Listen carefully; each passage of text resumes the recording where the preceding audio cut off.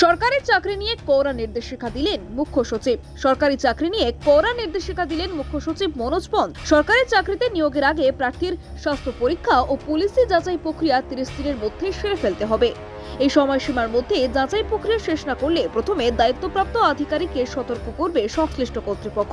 তারপরেও এই রকম দেরি হলে তার বিরুদ্ধে শৃঙ্খলা ভঙ্গের অভিযোগে শাস্তিমূলক পদক্ষেপ নেওয়া হবে। রাজ্যের মুখ্য সচিবের নির্দেশিকা প্রত্যেকটি দপ্তরের সচিবদের। West Bengal public service commission বা সংশ্লিষ্ট নিয়োগ কর্তৃপক্ষের থেকে সুপারিশপত্র আসার সঙ্গে সঙ্গেই চাকরি প্রার্থীদের জানাতে হবে এবং ইমেল মারফত চাকরি প্রার্থীদের বিষয়টি জানিয়ে দিতে হবে। পুলিশি যাচাই প্রক্রিয়া, মেডিকেল রিপোর্ট সহ পরবর্তী কি পদক্ষেপ রয়েছে তাও জানাতে হবে চাকরি প্রার্থীদের।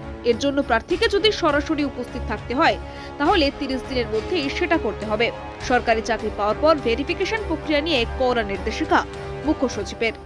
আপনি দেখছিলেন কলকাতা দর্পণ। ভিডিওটি লাইক করুন, আপনাদের মতামত জানান কমেন্টে। নিয়মিত আপডেট পেতে সাবস্ক্রাইব করতে ভুলবেন না। নমস্কার।